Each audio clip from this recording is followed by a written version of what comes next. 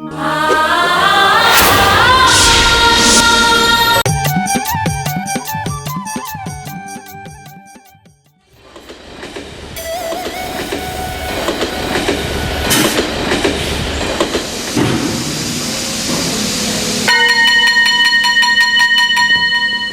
स्वामी जी, हम आपसे कुछ जानना चाहते हैं। बैठिए। क्या जानना चाहते हैं? पूछिए। स्वामी जी, मुक्ति क्या है? मुक्ति का अर्थ है पूर्ण स्वाधीनता, अर्थात शुभ और अशुभ दोनों प्रकार के बंधनों से मुक्त हो जाना। स्वामी जी, क्या मूर्ति पूजा के द्वारा मुक्ति लाभ हो सकता है? मूर्ति पूजा से सीधे सीधे साक्षात मुक्ति की प्राप्ति नहीं हो सकती, लेकिन मुक्ति प्राप्ति में मूर्ति पूजा सहायक है। क्या जीव सेवा मात्र से मुक्ति संभव है महाराज जी? प्रत्यक्ष रूप से तो नहीं, अप्रत्यक्ष रूप से जीव सेवा द्वारा आत्मशुद्धि होती है और आत्मशुद्धि द्वारा मुक्ति संभव है। स्वामी जी, हमारे चरित्र का सर्वोच्च आदर्श क्या होना चाहिए? त्याग और सेवा। माया क्या है स्वामी जी? अज्ञान ही माया है। महाराज, सद्गुरु किसे कहेंगे? सद्गुरु वो है जिसे गुरु परंपरा से आध्यात्मिक शक्ति प्राप्त हुई है। स्वामी जी, गुरु किसे कह सकते हैं? जो तुम्हारे भूत भविष्य वर्तमान सुधार दे, वो गुरु है। स्वामी जी, कर्म में हमारी भावना कैसी होनी चाहिए? परोपकार मूलक, करुणा मूलक या अन्य भाव? करुणाजन्य परोपकार उत्तम है, परंतु शिव ज्ञान से जीव की सेवा उससे श्रेष्ठ है। महाराज, तपस्या किसे कहते हैं? उसका स्वरूप क्या है? तपस्या त्रिविध है, शरीर, वाणी और मन की। प्रथम लोक सेवा, द्वितीय सत्यवचन और तृतीय है मन की एकाग्रता। महाराज, क्या वैराग्य के साथ ही आनंद लाभ होता है? वैराग्य का प्रथम चरण बड़ा कष्टदायक होता है। जब वो पक्का हो जाता है तब अतिशय आनंद लाभ होता है। स्वामी जी, प्रार्थना का क्या महत्व है? भीतर की सोई हुई शक्ति प्रार्थना द्वारा जाग उठती है। यदि प्रार्थना सच्चे दिल से की जाए तो सभी इच्छाएं पूरी हो सकती हैं। स्वामी जी, आज आपके द्वारा हमारे बहुत से संशयों का समाधान हुआ। प्रणाम स्वामी जी, आज्ञा दीजिए महाराज। क्या तुम्हें भी कुछ पूछना है भाई? अपराध क्षमा हो महाराज, मुझे अपने बारे में नहीं, आपके बारे में पूछना है। निसंकोच पूछो, क्या पूछना चाहते हो? महाराज, इस प्लेटफॉर्म में झाड़ू लगाते हुए मैं देख रहा हूं, सुबह से शाम तक आप लोगों से लगातार बातचीत किए जा रहे हैं। इस बीच आपने ना कुछ खाया ना पिया। इसे देखकर मुझे दुख पहुंचा है। इतने सारे लोग आपके पास आए और गए, पर किसी ने नहीं सोचा स्वामी जी ने कुछ खाया पिया है या नहीं। किसी ने नहीं पूछा महाराज। जैसी प्रभु की इच्छा। महाराज, यदि आज्ञा हो तो मैं सारे सामान ले आता हूं। आप भोजन बना लें, खाना खा लें। तुम मुझे भोजन कराना चाहते हो तो सामान लाने की जरूरत नहीं है भाई, अपने घर से ही रोटी बनाकर ले आओ। महाराज, मैं अछूत जाति का हूं। अपने हाथ से बनाई रोटी आपको खिलाऊंगा तो मुझे पाप लगेगा। लोगों को यदि पता चला तो मुझे परिवार से ही जिंदा नहीं छोड़ेंगे महाराज। चिंता मत करो भाई, तुम्हें कोई पाप नहीं लगेगा और कोई तुम्हारा बाल भी बांका नहीं करेगा। महाराज, मैं नीच पापी, मेरा छुआ हुआ खाना आप कैसे खाएंगे महाराज? तुम इसकी चिंता मत करो। मनुष्य को पापी कहना ही बड़ा पाप है। जाओ, मैं सचमुच भूखा हूं। अपने हाथ से बनाई रोटी खिलाकर मुझे तृप्त करो, तुम्हारा कल्याण होगा। जाओ। जैसी आज्ञा महाराज, मैं आपके लिए हर मुसीबत सहने के लिए तैयार हूं। मैं जल्दी खाना लेकर आता हूं। धन्य है, इस दीन दलित भाई में कितनी श्रद्धा है, कितनी दयालुता है। बाहर से दीन, दरिद्र और अस्पृश्य होकर भी भीतर से कितना महान है। मगर अफसोस, युगों से ऊंची जाति वालों की ठोकरें खा खाकर ये भूल बैठे हैं कि वे भी मनुष्य हैं। ऐसे जन समुदाय की घोर उपेक्षा ही हमारा सबसे बड़ा राष्ट्रीय पाप है और हमारे पतन का भी यही सबसे प्रमुख कारण है। काश कि हम समझ सकते, दुनिया को जीतने के लिए बुद्धि नहीं हृदय चाहिए, मनुष्यता चाहिए, मनुष्यता। लीजिए महाराज। आ गए भाई, लाओ। ओम ब्रह्मार्पणम ब्रह्म हविर्ब्रह्माग्नौ ब्रह्मणाहुतम ब्रह्मैव तेन गंतव्यम ब्रह्म कर्म समाधिना। ओम। रुकिए स्वामी जी, रुकिए। स्वामी जी, आप एक नीच जाति के हाथ का छुआ खाकर घोर पाप कर रहे हैं। घोर पाप? कैसा घोर पाप भाई? आप शायद नहीं जानते स्वामी जी, ये अछूत है, नीच है, पापी है। आपकी नजर में हो सकता है, मेरी नजर में तो ये एक मनुष्य है, सच्चा मनुष्य। किसने कहा आपको ये पापी है, अछूत है, नीच है? हमारे पुरखे मानते आ रहे हैं, हमारे धर्मशास्त्र कहते आ रहे हैं। कैसे पुरखे? कौन से धर्मशास्त्र? आश्चर्य है स्वामी जी, आप ऐसा कह रहे हैं। क्यों रे नीच, पापी, तूने इतनी हिम्मत कैसे की? स्वामी जी को खाना खिलाकर उनका धर्म भ्रष्ट कर रहा है। जानता है तूने कितना बड़ा पाप किया है? ऐ महाशय, गालियां मत दीजिए इसे। क्या भूखे को खाना खिलाना पाप है? यदि ऐसा समझते हो तो लानत है तुम्हारी समझ पर। क्या तुम लोगों में जरा भी मनुष्यता है? मनुष्यता तो इस गरीब में है जिससे मेरी भूख देखी नहीं गई और अपने घर से खाना ले आया। ऐसे ही हृदयवान लोग देश के आधार हैं। ये जो किसान हैं, मजदूर हैं, ये अछूत जिन्हें तुम कहते हो, इन लोगों की कर्मशील आत्मनिष्ठा तुम लोगों की तुलना में कहीं अधिक है। वास्तव में यही लोग राष्ट्र की रीढ़ हैं। ये लोग भ्रामक बीमारियों से बर्बाद हो जाओगे। रहने दीजिए महाराज, किस किस को समझाएंगे आप? नहीं भाई, मैं अपने सामने मनुष्यता का अपमान होते नहीं देख सकता। भद्रजनों, जरा सोचो, ये बेचारे सैकड़ों वर्षों से अपनी सेवाओं के बदले चुपचाप उपेक्षा और अत्याचार सहते चले आ रहे हैं और उफ तक नहीं करते। इन्हें ही तुम पापी, नीच और अछूत समझते हो, उनका तिरस्कार करते हो, इन्हें गालियां देते हो। कैसे मनुष्य हो तुम लोग? मुझे तो तरस आता है तुम लोगों की बुद्धि पर। स्वामी जी, हमें क्षमा करें। आपने हमारी आंखें खोल दी स्वामी जी, हमें क्षमा करें, क्षमा करें प्रभु। क्षमा मुझसे नहीं, इससे मांगो। और यदि सचमुच प्रायश्चित करना चाहते हो तो इस रोटी को महाप्रसाद समझकर खाओ। भद्रजनों, मेरी चेतावनी याद रखना। यदि अपने राष्ट्र को फिर से गौरव के सिंहासन पर देखना चाहते हो तो इन उपेक्षित लोगों को हृदय से लगाना होगा, तभी तुम सच्चे मनुष्य कहलाने के हकदार होगे। अब लो, रोटी के टुकड़े को ग्रहण करो और राष्ट्रीय पाप का प्रायश्चित करो। लो, खाओ, तुम भी खाओ, अपनी अज्ञानता दूर करो। उठो धरा के पूत स्वर्ग के, वैभव को ललकारो। अपने श्रम से इस धरती माता के भाग्य सवारो।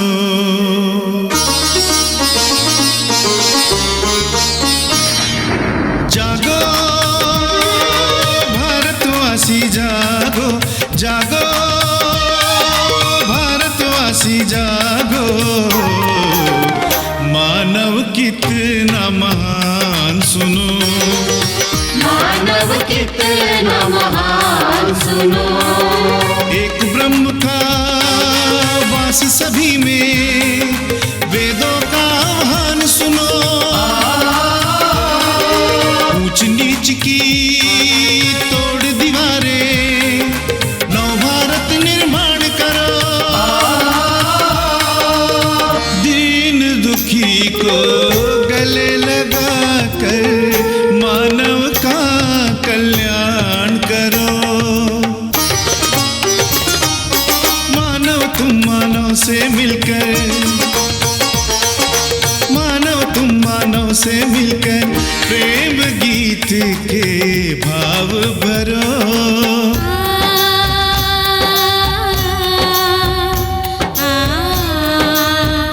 ओ राष्ट्र सृजन का मंत्र यही है, नवयुग का उत्थान करो।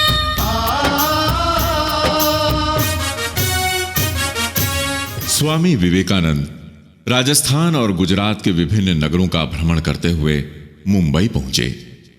वहां से मैसूर, कोचिन, त्रिवेंद्रम होते हुए भारत के अंतिम छोर पर स्थित कन्याकुमारी जा पहुंचे। आंखों के सामने हाहाकार करता हुआ क्षुब्ध सागर था, तो दूसरी ओर उनके भीतर पराधीन भारत की दुर्दशा को लेकर हाहाकार मचा हुआ था। दुर्भिक्ष, दुख, दैन्य, रोग शोक ग्रस्त भारत, दास्तां और अज्ञानता के अंधकार में डूबा हुआ भारत।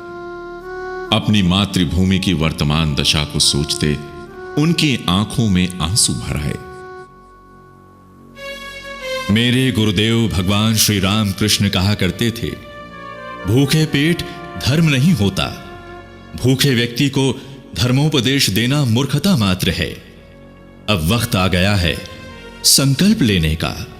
विस्तीर्ण महासागर को लांघ मैं पाश्चात्य देश जाऊंगा, वहां अपने मस्तिष्क के बल पर अर्थोपार्जन करके स्वदेश लौटूंगा और शेष जीवन अपनी मातृभूमि की सेवा में लगा दूंगा, अन्यथा इसी चेष्टा में प्राण त्याग दूंगा।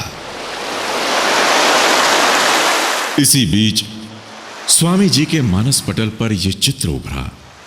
श्री रामकृष्ण देव समुद्र तट से महासागर के ऊपर पैदल चले जा रहे हैं और उन्हें पीछे पीछे आने के लिए हाथ से इशारा कर रहे हैं। अपने गुरुदेव की सूक्ष्म प्रेरणा से स्वामी जी शिकागो की धर्म महासभा में शामिल होने के लिए जुलाई 1893 को अमेरिका के लिए रवाना हुए।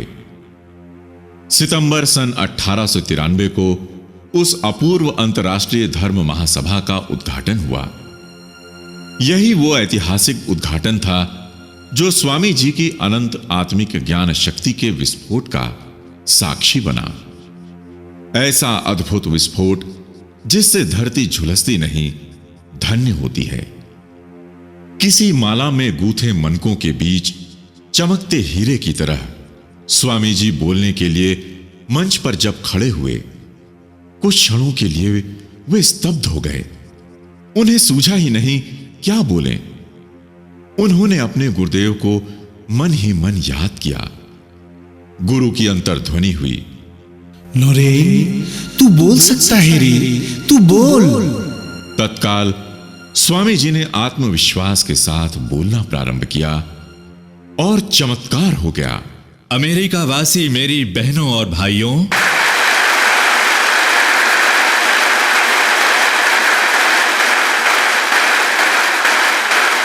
आपने जिस सौहार्द और स्नेह के साथ हम लोगों का स्वागत किया है, उसके प्रति आभार प्रकट करने के लिए मेरा हृदय आनंद से छलक रहा है। संसार में सर्वाधिक प्राचीन सन्यासियों की परंपरा की ओर से, समस्त धर्मों की जननी की ओर से तथा सभी संप्रदायों और मतों के कोटि कोटि हिंदुओं की ओर से मैं आप सबका अभिनंदन करता हूं, धन्यवाद देता हूं। हम लोग सभी धर्मों के प्रति सहिष्णुता में विश्वास रखते हैं, सभी धर्मों को सच्चा मानकर स्वीकार करते हैं। जैसे विभिन्न नदियां भिन्न भिन्न स्रोतों से निकलकर अंततः समुद्र में ही मिलती हैं, वैसे ही भिन्न भिन्न संप्रदाय वाले लोग अलग अलग रास्ते से जाकर अंततः परमात्मा से ही मिलते हैं। यह विश्व धर्म सभा अब तक आयोजित सर्वश्रेष्ठ सम्मेलनों में से एक है।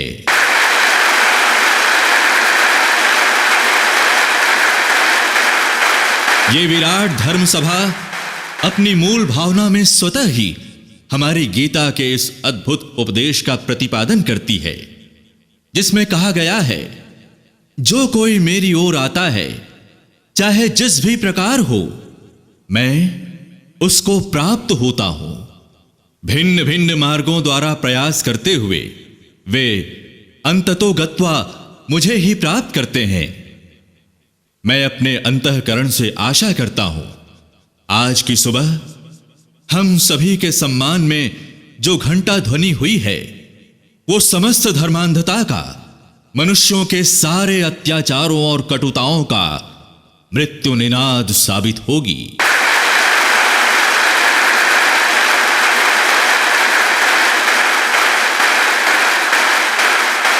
स्वामी जी के पहले ही दिन के व्याख्यान ने उन्हें विश्व प्रसिद्ध बना दिया। वे बौद्धिक जगत और धर्म जगत में पूरी तरह छा गए। शिकागो के कोने कोने में उनके तेजस्वी चित्र लग गए। धर्म सभा में उनकी व्याख्यान श्रृंखला के बाद विभिन्न नगरों से, बड़ी बड़ी संस्थाओं से और विश्वविद्यालयों से व्याख्यान के लिए उन्हें आमंत्रण मिलने लगे। बड़े बड़े दार्शनिक और वैज्ञानिक उनके व्याख्यानों को विद्यार्थियों की तरह सुनने लगे। प्रमुख समाचार पत्रों में उनकी प्रशस्तियों की झड़ी लग गई। धन कुबेरों की अट्टालिकाएं स्वामी जी के स्वागत में न्यौछावर होने लगीं। पर इतना यश, इतनी प्रसिद्धि, इतने मान सम्मान और अद्भुत उपलब्धियों के बाद भी वे अपने देश और देशवासियों को एक क्षण भी नहीं भूले।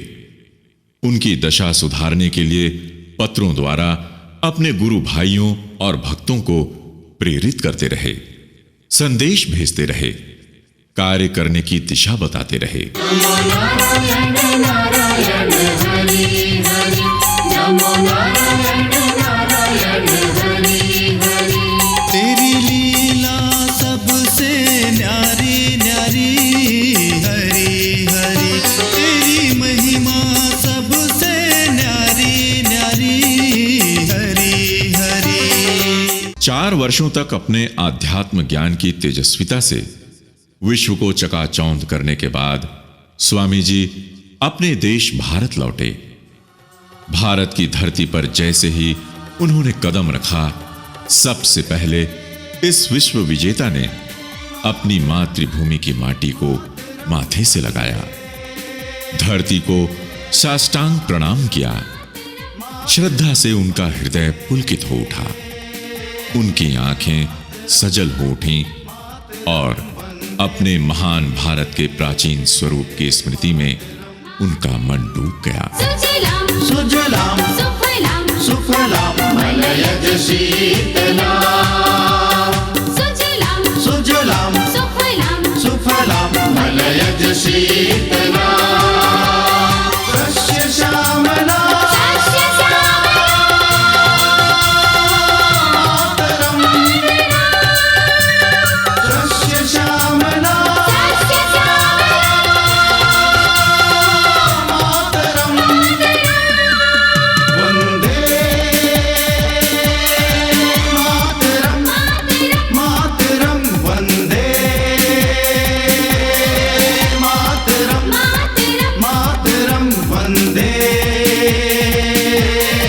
मातरम मातरम, वंदे मातरम। भारत लौटने के बाद स्वामी जी के चिंतन का एकमात्र लक्ष्य था जन जागरण। कोलंबो से लेकर कश्मीर तक जगह जगह अपने ओजस्वी भाषणों के द्वारा उन्होंने देश के युवाओं का आह्वान किया, देशवासियों की चेतना को झकझोरा, उनमें साहस, संकल्प और स्वाभिमान का संचार किया। देश के लिए समर्पित सेवा, त्याग और बलिदान की प्रेरणा दी और हर राष्ट्रभक्त के दिल में देश की मुक्ति के लिए सर्वस्व निछावर करने का जज्बा पैदा कर दिया। ये वो रूहानी जज्बा था जिसने आगे जाकर पूरे देश में खलबली मचा दी। पूरा देश मुक्ति के लिए, संघर्ष के लिए संकल्पबद्ध उठा था। पूरे देश में राष्ट्रभक्ति की आंधी चल पड़ी थी। शुभ्र ज्योत्स्ना पुलकित यामिनी, पुल्लक सुमित मदन शोभिनी, सुहासिनी सुमधुर भाषिणी, सुहासिनी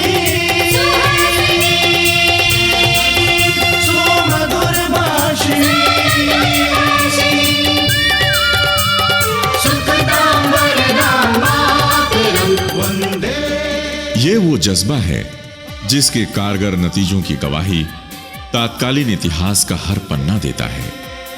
गांधी जी, नेहरू जी, नेताजी सुभाष चंद्र बोस, महर्षि अरविंद, तिलक, टैगोर जैसे कई शीर्षस्थ देशभक्तों ने एक स्वर से माना है कि स्वामी जी ही भारतीय स्वाधीनता आंदोलन के प्रथम और प्रमुख प्रेरणा स्रोत थे।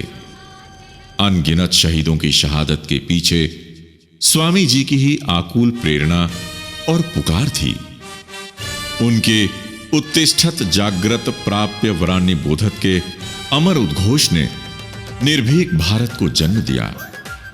हर नौजवान के कंठ से मेरा रंग दे बसंती चोला के गीत फूटने लगे थे। मेरा रंग दे बसंती चोला, मेरा रंग दे, ओ मेरा रंग दे बसंती चोला, वे रंग दे बसंती चोला, माए रंग दे बसंती चोला।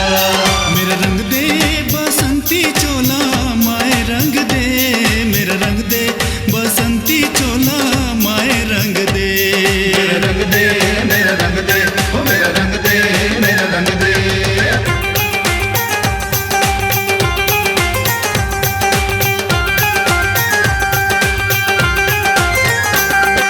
दम निकले इस देश की खातिर बस इतना अरमान है। हम निकले इस देश की खातिर बस इतना अरमान है। एक बार इस राह में मरना 100 जन्मों के समान है। एक बार इस राह में मरना 100 जन्मों के समान है। देख के वीरों की कुर्बानी, देख के वीरों की कुर्बानी, अपना दिल भी डोला। मेरा रंग दे बसंती चोला, मेरा रंग दे बसंती चोला, मेरा रंग दे, ओ मेरा रंग दे बसंती चोला, वे रंग दे बसंती चोला, माए रंग दे बसंती चोला। भारत की धरती से प्यार करने वालों, सुधारकों, देशभक्तों, क्या तुम हृदय से अनुभव करते हो कि देवों और ऋषियों की करोड़ों संतानें आज पशुतुल्य हो गई हैं? क्या तुम अंतर्मन से अनुभव करते हो कि अज्ञानता और दासता के काले बादलों ने पूरे भारत को ढक रखा है? क्या देश की गुलामी ने तुम्हें पागल बना दिया है? इस स्थिति की चिंता में तुम्हें अपने नाम, यश, धन, संपत्ति, यहां तक कि अपने शरीर की भी सुधि नहीं रही। यदि तुम्हें ऐसा हुआ है तो तुम सचमुच धन्य हो। तुम भारत मां के सपूत कहलाने के सच्चे हकदार हो। अब केवल तुम्हें जागने की दरकार है। जागो तुमको जगा रही है ये बेचैन दिशाएं, अगवानी का शंख फूंकती हर पल बही हवाएं। जागो तुमको जगा रही है ये बेचैन दिशाएं, अगवानी का शंख फूंकती हर पल बही हवाएं। जागो पूरा देश प्रतीक्षा में अकुल व्याकुल है। जागो पूरा देश प्रतीक्षा में अकुल व्याकुल है। जागो हलदर के बेटों रे, जागो हलदर के बेटों रे, जन जागृति का पल है। जन जागृति का पल है। कुछ भी दुर्लभ नहीं सिर्फ है, कुछ भी दुर्लभ नहीं सिर्फ है जगने की दरकार। साथियों जागो फिर एक बार, साथियों जागो फिर एक बार। जागो फिर एक बार साथियों, जागो फिर एक बार साथियों, जागो फिर एक बार। मेरे देशभक्त युवा वीरों और वीरांगनाओं, मैं तुम्हारे कंधों पर निर्धन, निरक्षर, पददलित और अत्याचार पीड़ितों की प्राणपण से सेवा का उत्तरदायित्व सौंप रहा हूं। जाओ, इसी मुहूर्त उस पार्थ सारथी के मंदिर में जो गोकुल में दीन दुखियों और असहाय गोप गोपिकाओं के प्राण सखा थे, जिन्होंने बुद्ध अवतार में राज पुरुषों का आमंत्रण ठुकराकर एक गणिका का निमंत्रण स्वीकार किया और उसका उद्धार किया था। जाओ, इसी क्षण जाकर उन्हें साष्टांग प्रणाम करो, जिनके लिए वे युग युग से अलग अलग रूपों में अवतार लेते रहे हैं। भारत के करोड़ करोड़ दीन दुखी, पतित और उत्पीड़ितों के उद्धार के लिए इसी क्षण व्रत ग्रहण करो, प्रण करो, उन्हें उबारो जो दिन पर दिन डूब रहे हैं, दिन रात क्रंदन कर रहे हैं, हर पल हर क्षण आंसू बहा रहे हैं। ऐसे कोटि कोटि असहाय देशवासियों को सहारा दो, ढांढस दो और प्रभु को धन्यवाद दो, जिन्होंने तुम्हें सेवा करने के योग्य बनाया। तभी, केवल तभी तुम्हारा जन्म लेना सार्थक होगा। अनवरत आंधी और तूफान की तरह कार्य करते स्वामी जी का शरीर क्लांत हो चुका था।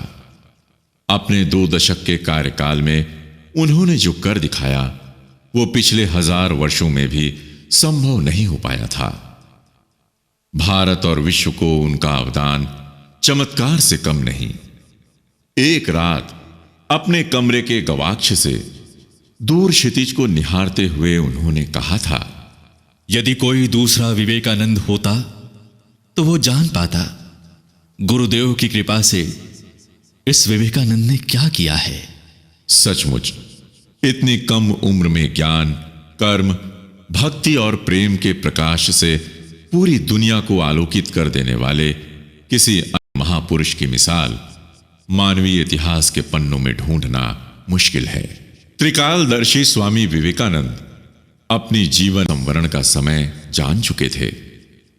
उनके महान गुरु परमहंस रामकृष्ण देव ने भी उन्हें इस बात के स्पष्ट संकेत दे दिए थे। भगवान अमरनाथ से मिले इच्छा मृत्यु के वरदान के अनुसार स्वामी जी ने समय और तिथि का निर्धारण पहले ही कर रखा था। वो क्षण करीब आ पहुंचा।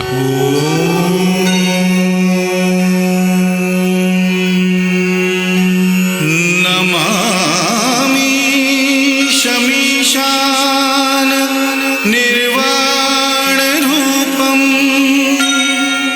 विभुं व्यापकं ब्रह्मवेद स्वरूपं निजं निर्गुणं निर्विकल्पं निरीहं निराकार मोंकार मूलं तुरीयम्। 4 जुलाई सन 1902 रात्रि 9 बजे प्रेम की प्रतिमूर्ति स्वामी विवेकानंद की महान आत्मा पार्थिव काया की कारा से मुक्त होकर अनंत धाम में विलीन हो गई। तब उनकी उम्र थी मात्र 39 वर्ष 5 माह 22 दिन। दिन था शुक्रवार। शुक्रवार के ही दिन करुणावतार भगवान बुद्ध ने महाप्रयाण किया था। शुक्रवार के ही दिन प्रभु ईसा को सलीब पर चढ़ाया गया था। सत्य और अहिंसा के देवदूत महात्मा गांधी की शहादत का दिन भी शुक्रवार ही था। इसे संयोग कहें या विधाता का विधान, 20वीं सदी के हमारे महानायक स्वामी विवेकानंद ने भी अपने महाप्रयाण के लिए शुक्रवार का ही दिन चुना।